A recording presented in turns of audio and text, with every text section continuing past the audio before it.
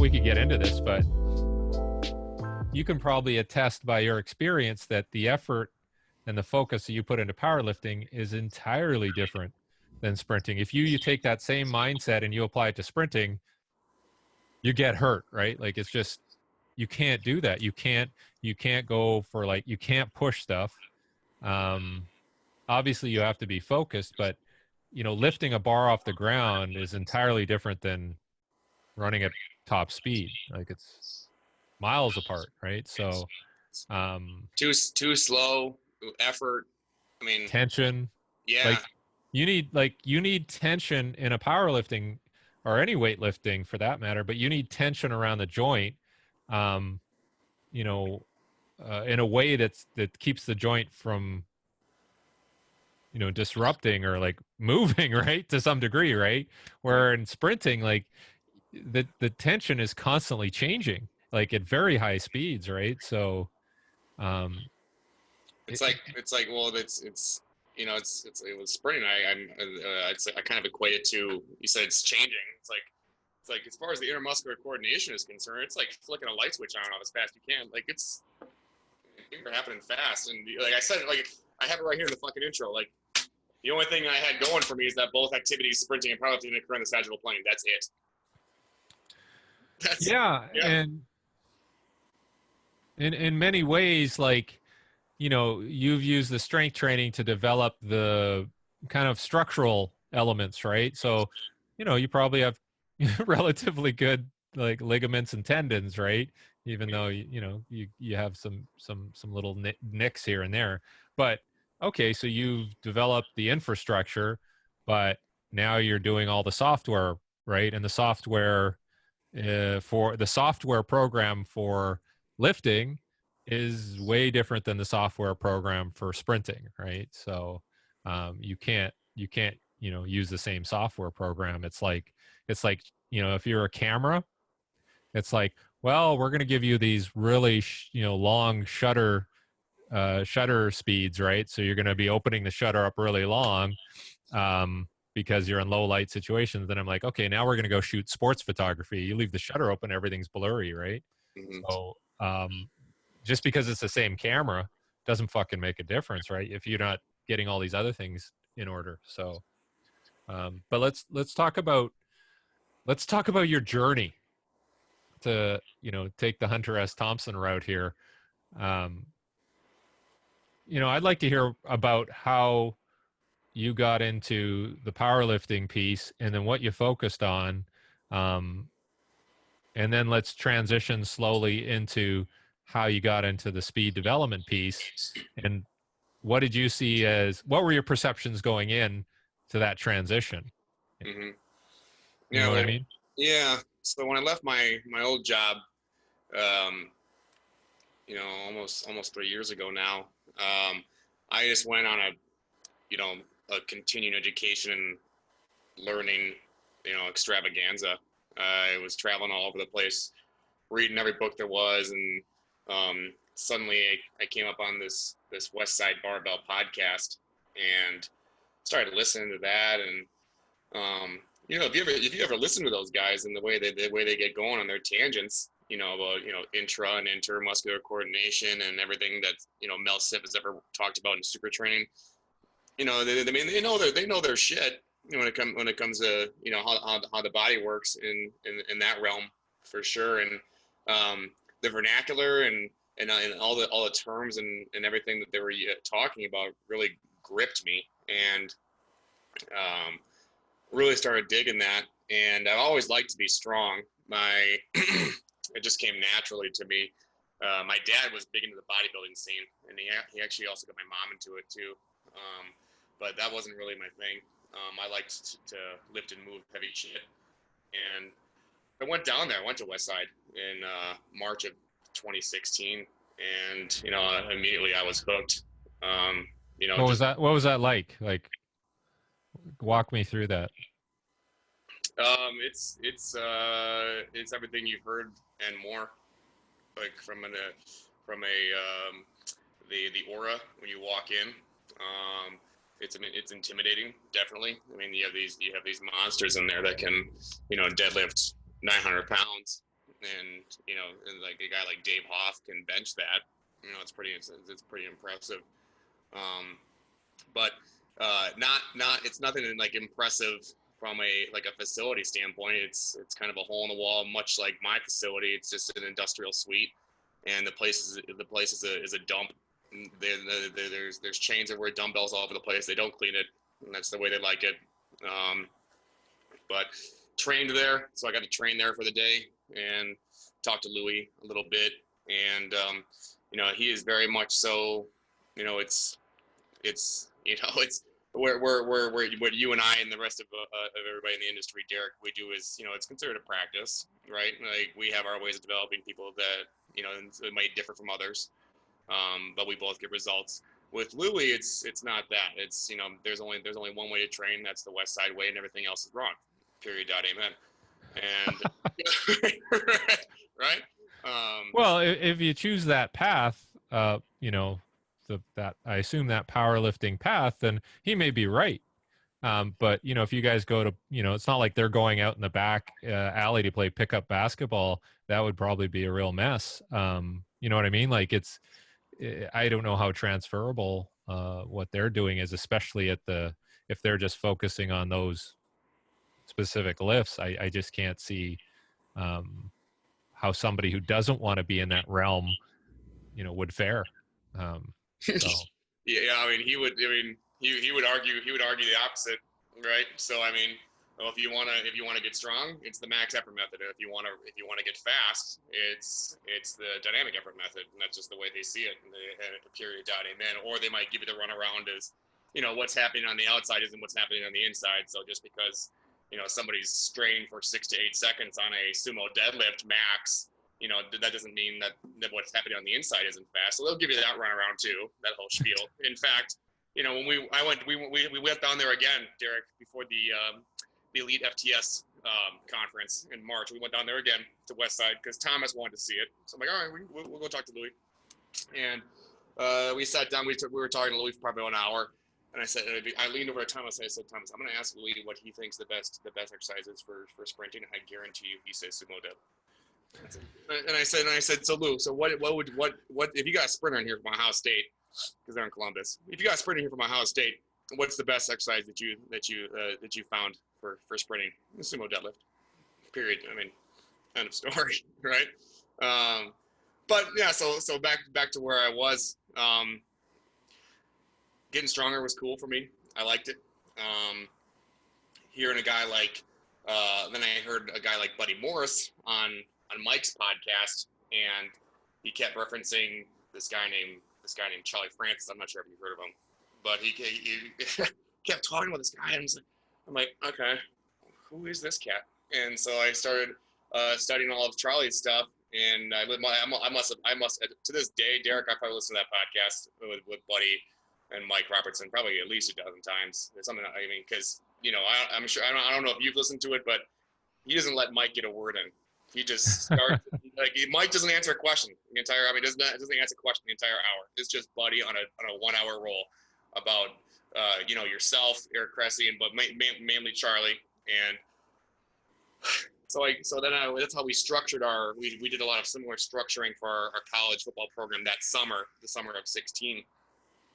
And then because I was an avid listener of Mike's podcast, he referenced the 2016 Physical Preparation Summit with the keynote speaker being Eric Hansen. And it was talking about the high-low approach for non-track athletes. That's a high-low approach. That's Charlie stuff. Like who's this cat? And that's when I met you. And I sat you down that night and did one over my program with you. And turns out that I actually had somewhat of a square head on my shoulders, given some of the advice and guidance you had given me.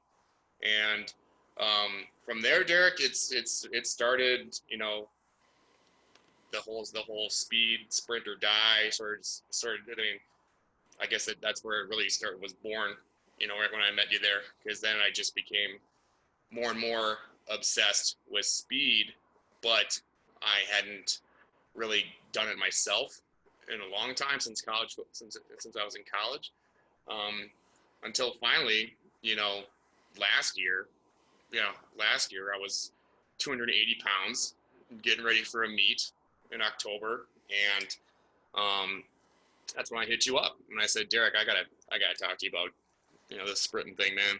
We gotta work together, because my passion wasn't my passion. Well, my actions weren't aligning with my passion. And that's what I meant to say, right? You say, you're passionate about speed, but here you are, operating out of a bilateral symmetrical stance in the sagittal plane, moving very slow and weighing 280 pounds. So Yeah, there's not a lot there where I would be like, well, you're a candidate to be in the Olympic 100-meter final. Right. But no, I mean, so then you and I started working together, and through the past year, I've been humbled on several occasions. But every time I've gotten hurt, that's the thing that people will say is like, why are you doing this? You keep getting hurt. It's like, yeah, that's a sign to me that that's all the more reason to train it. Right? It's that important of a quality. Like, it's I probably should be up on this shit. Right? And aside from the fact that also couples with, wanting to be a better coach, I want to feel what my athletes are feeling, at the start, right?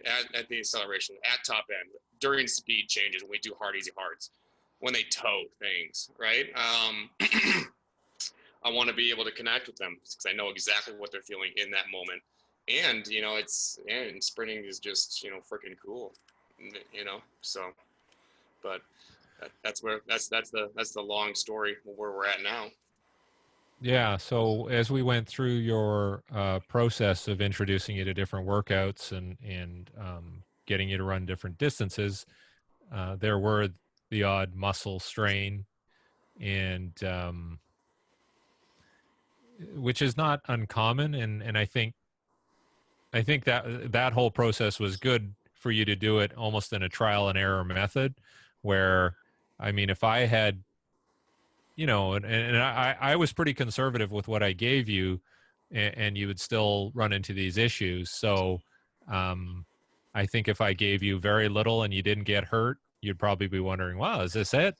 So it was almost prescriptive to have you go through it, and you still wanted to lift heavy and do all these things. And then when you saw what the result could be when things went wrong, it was very, it was like a teachable moment kind of stuff. Mm-hmm. And then the other part of it, so there's twofold. One is, how do you implement the workouts? How do you execute the runs? What are you looking for in terms of output? And then when you got hurt, the other part is, well, let's not fret. Big deal. You got hurt. That's easy to resolve. And I think that's one thing that people don't understand, is that, okay, yeah, you can have a misstep, you can have a bad day, and you can get hurt, you can get a muscle strain. Not much worse than that, but you can get a muscle strain, and then here's how we resolve it in an expedient manner, and it's no longer a problem. It's almost like, oh, we've checked off that box, and now okay, now that won't be a problem. We fixed it. So you've learned your own sort of return to play experience that you can apply to other athletes. And so I think the whole process is valuable, right? And, obviously I want you to feel it. I want you to experience these things. And then that's the best type of learning. Like, if you read this in a book, you'd be like, yeah, I got this, right? But you don't until you actually tangibly feel it and experience it and go through the emotion of hurting yourself and going, oh, dang, I'm set back now, right? But I think you've gained some wisdom from that experience, and you value every rep that you run now, because if you don't do it right and you get hurt, you're not able to do that. So, and I had that experience as an athlete where I would be injured a lot. And I think if you don't have the right people guiding you, you just kind of keep driving head first through that wall and think, okay, well, I just have to keep pushing. That was just an unfortunate incident, rather than realigning, you know, your whole plan and your objectives for each workout and going, okay, how do I not get hurt? How do I do this correctly? And it wasn't until I started coaching that I started to really realize, even then, like, you're always thinking, I want to do more. I want them to run faster. I want them to, you know, every workout should be, we want a PB, which is not possible. So sometimes you have to, you know, cut your losses and go, okay, we got this accomplished. Great. You know, I got through a week of training. Everybody looked, you know, smooth. Did we have any personal bests? No, whatever. Okay, great. That's still valuable. Did you get that impression as you're going through it? Obviously, when you're going through it, you're like, dang, I don't want to get hurt. Why am I getting hurt? But I think there were takeaways every step of the way.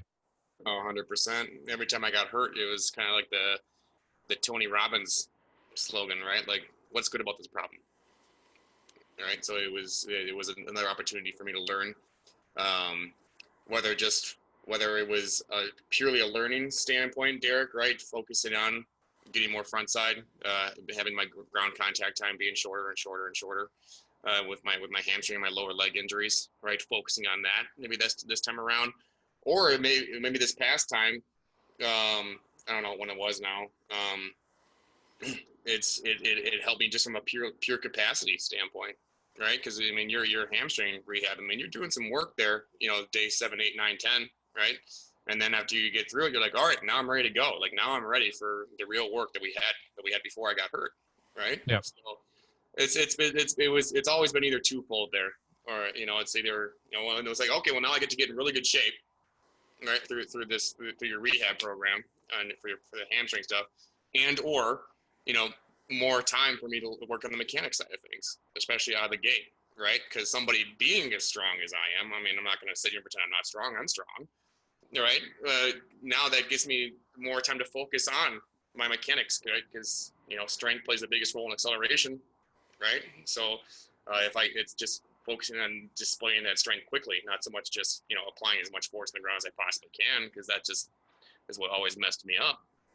Yeah, that's a really good point. The point of, you know, you're coming into this scenario, and my approach was, strength is not an issue. Like, if anything, we're going to not really pay attention to it and just give you some monotonous things to maintain your strength. And quite honestly, even if you lost some strength, it's not going to affect your speed abilities, right? You know, I don't know what the cutoff is for a squat or a deadlift, but if you're deadlifting 600 pounds, I would say that's pretty good, or eight, whatever total you have.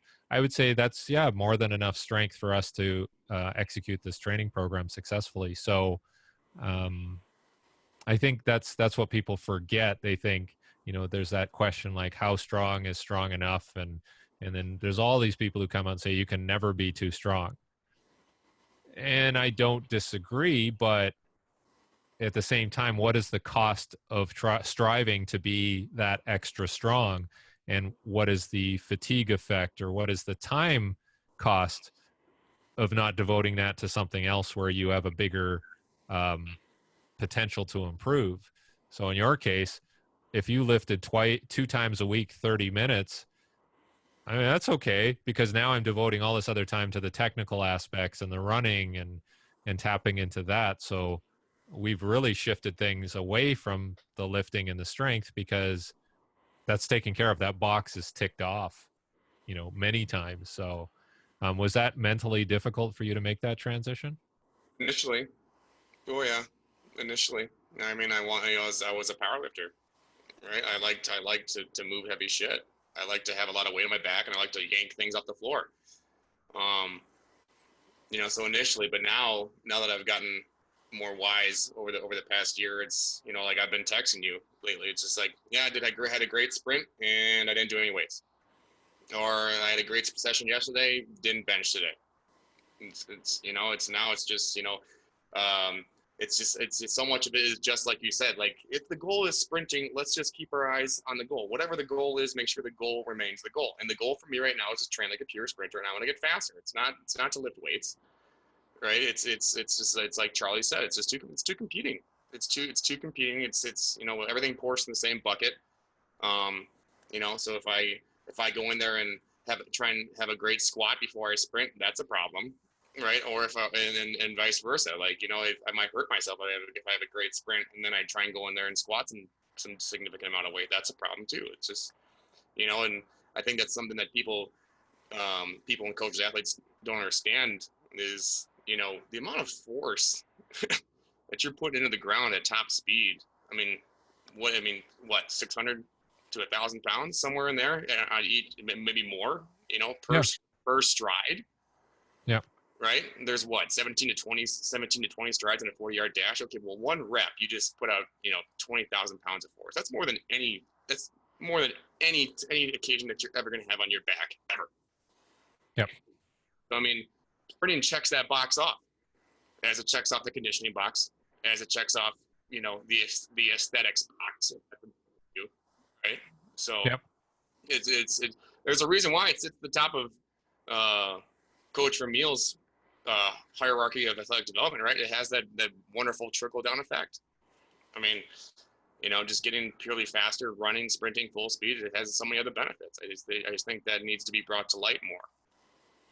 Yeah, and there's very few, I guess, what you'd call Hall of Fame type athletes in any sport outside of weightlifting and powerlifting itself that have really said, like, I've really lifted a lot of weight and I've put in all of these reps and I've, you know, and that's not to say that they haven't lifted weight, but if you go through and you break down all of the best athletes in every sport, you may find, you know, a portion of their work has been lifting weight, but very rarely has it been these tremendous totals.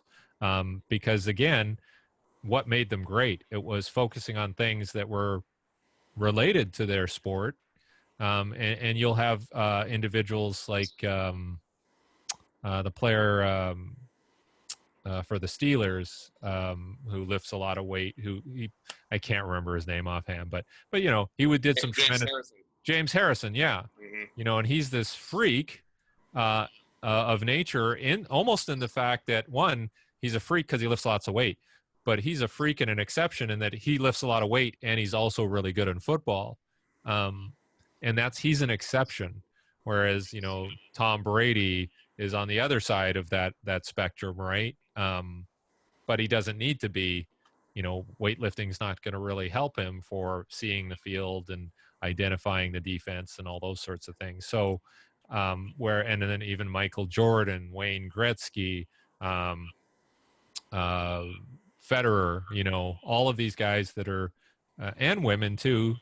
We can even talk about Serena Williams. Like, I don't think she has a very exceptional weightlifting past, right? So, I don't want to come across as the guy who's anti-powerlifting and anti-weightlifting, because I love those activities as well. As you see, you know, I have, you know, weights, great. But, you know, there's a point of diminishing returns on all training elements. And in your case, you know, your point of diminishing returns was achieved long ago. So, you know, let's not try to make you better in those things, because we have so much room for improvement in other things. And I think that's the approach we took right from the start. And there's still hiccups. It's not perfect, but we've adopted this approach of, okay, let's try this. How does it work out? Okay, what did you learn from that? And I think now you're finally at the point, and let's talk a bit about this return to play with the foot injury, and talk a bit about what happened initially and then how we handled it. Well, we're 41 days removed from a partially torn plantar fascia, and I credit the injury to ignorance. My foot, the bottom of the arch of my foot was really tight the day before I had some sprints. It was a Tuesday night, my foot was really tight, and I just had no idea what was going on with it. And so the next day, get up, roll over to the field at my alma mater, did all the mock drills, did some of the buildups, and like, man, this is feeling strange. Something's going on there, and which is another lesson I've learned along the way. just listen to your damn body. Live to fight another day, for God's sakes.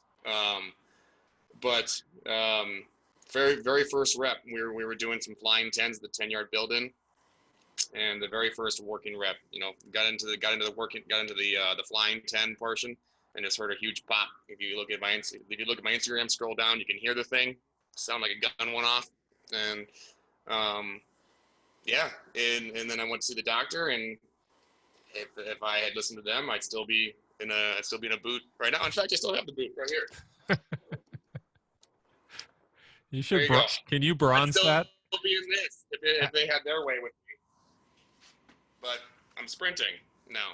Imagine that. But no, as far as obviously, given my injury history and the success that we've had working together, I touch base with you and see what could be done. And at first glance, somebody on the outside or might say, "Oh, that's extremely rudimentary." Well, it was, but it was better than nothing, right? Whether it's just heel taps in the ground to marching in a pool, and then progressing to sand, and progressing to grass, and progressing to some partner overload with the band, progressing to some step over drills, or what you and I had called sloppers, and then going into some higher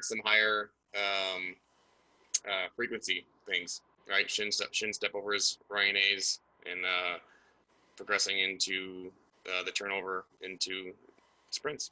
So and now here we are. I just did 250 meters of sprinting yesterday, 41 days removed from a plantar fascia injury. So works. Yeah, I just think even like the hamstring case is that whenever you get this recommendation from a healthcare professional that says, okay, you can't do anything, you can't load it, you can't, I think that creates a lot of problems down the road. And I'm not saying that we approach this, I guess, irresponsibly. If anything, we said, okay, well, what can you do? And this was kind of this relationship that we have where, okay, can you stand on it? Yeah, I can stand on it. Does it hurt? No. Does it hurt the next day from standing up? No. Okay. Well, can you lift that foot off the ground and put it back down? And then, like you said, you kept saying progression.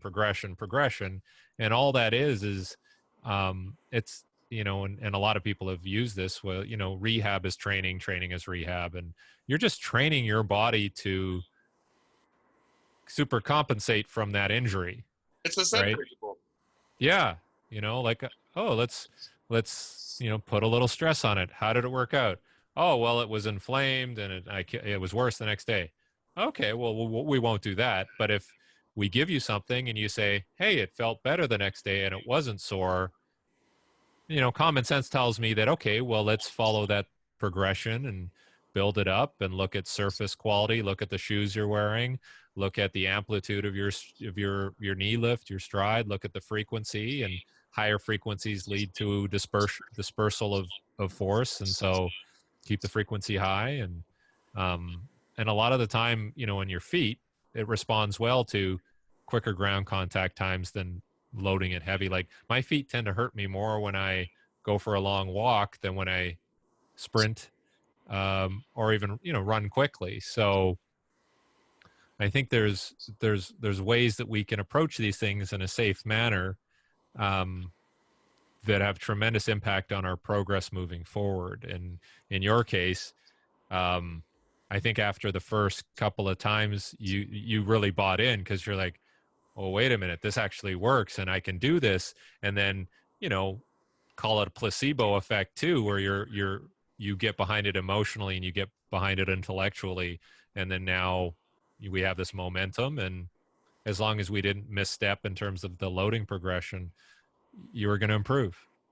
And it was more learning for me along the way, right? Because then you even granted me some autonomy in the process. I was starting to call my own shots, if you will, for the next day. It's like, I think, add a set, or increase the distance on these efforts, and I'd run them by you and be like, yeah, I think that works. Try it out. Let me know how it goes. Like, okay, so there's that too. It's which made it even more powerful, because I felt like I truly had more of a role in it this time. It's like, okay, I just called my own shot and it worked, and okay, now I feel good.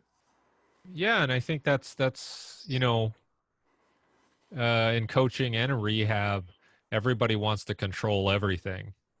But who's to say that I don't know how you feel. I don't know what it felt like when you stepped out of bed. I don't know what it feels like when you take a stride at, 4 strides per second. You're the one who knows better than me. So if I can empower you to make that judgment call, I think we're in a better place than if you're waiting for a text for me to say it's okay to do something.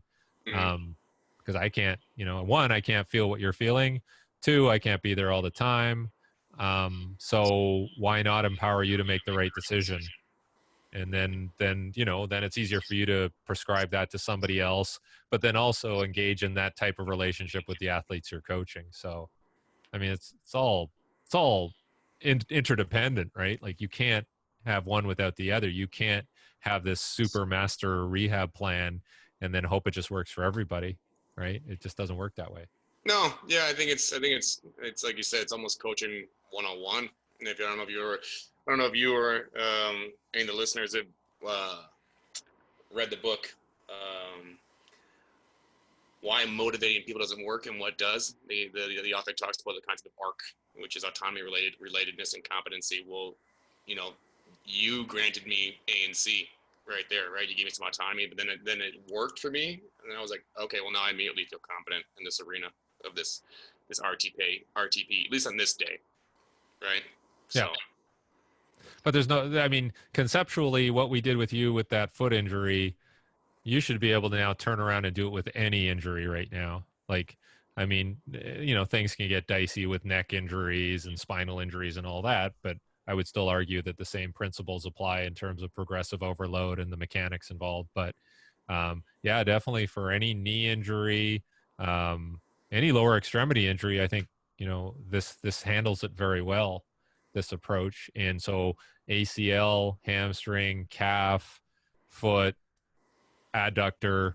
I mean, I've used the same approach with any of those with very slight modifications, and it works really well. So, I mean, do you feel confident now to do this with anybody? I do. Yeah, I mean, especially the hamstring. I know that thing like the back of my hand. But Yep. yeah, it's kind of like you said. It just goes back to train at its core. It's just it's the said principle and progressive overload. Is it going to be if you're doing it right? Is it going to be boring? Hell yeah. But boring works. Vanilla works. The basics are the basics for a reason because they work. So just progressively overload as needed. On that note, you would send me a draft of a book that you've prepared. What do you want to tell us about that? What are some of the things that people can look forward to seeing in that book?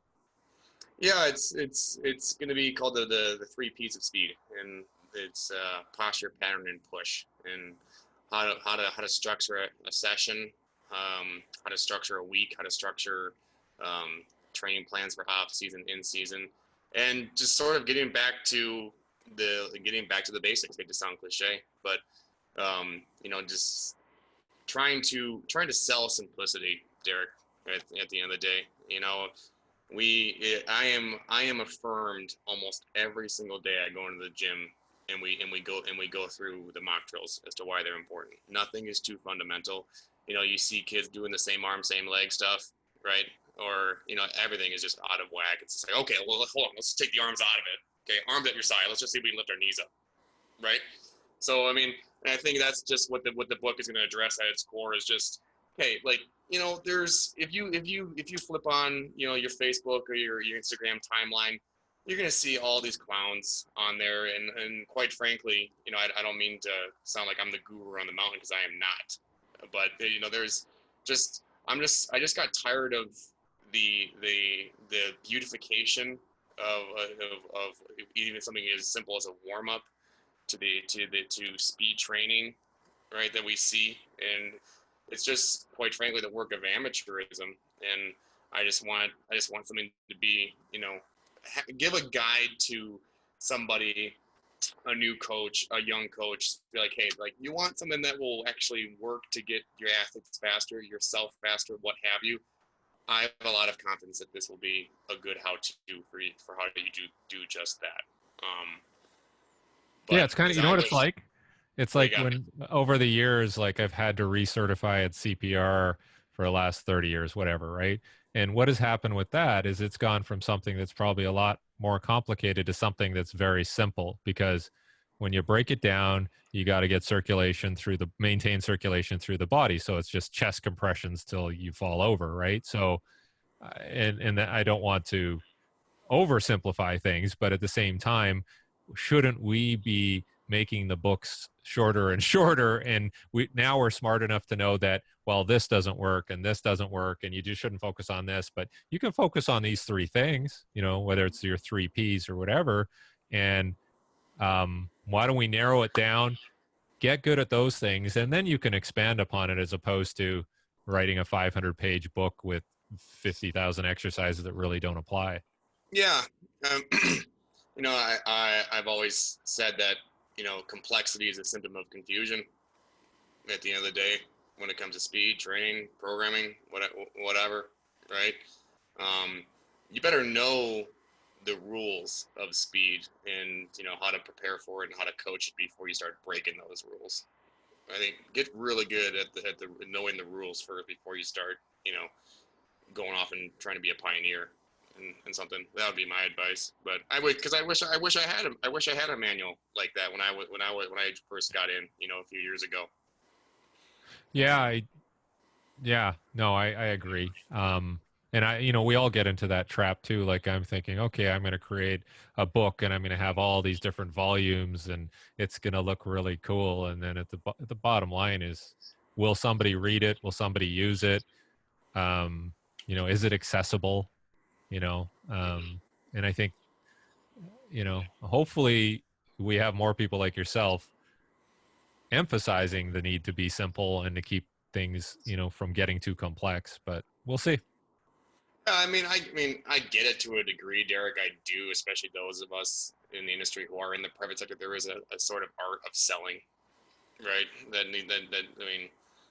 It's mock drills aren't fun enough, or they're not sexy enough. But as you and I have talked before, if you want to make a session fun, or at least for the populations that I work with, mainly middle school and high school athletes, take advantage of the rest period. Tell some really good jokes and stories, and build the relationships right there, and have a good time there. Go into the rabbit hole that is the MJ LeBron debate, right? Do whatever you got to do. Nike or Adidas. Whatever. That is when we have the most laughs and the most fun happens is during those rest intervals. Whether even if it's as short as a minute, or if we're doing the hard easy hards, we got 6 minutes in between. That's we take advantage of the gaps in between. That's your next book, the storytelling between sets. That's the next book. Storytelling and sprinting. Yeah. Good. Well, thank you very much, Hunter.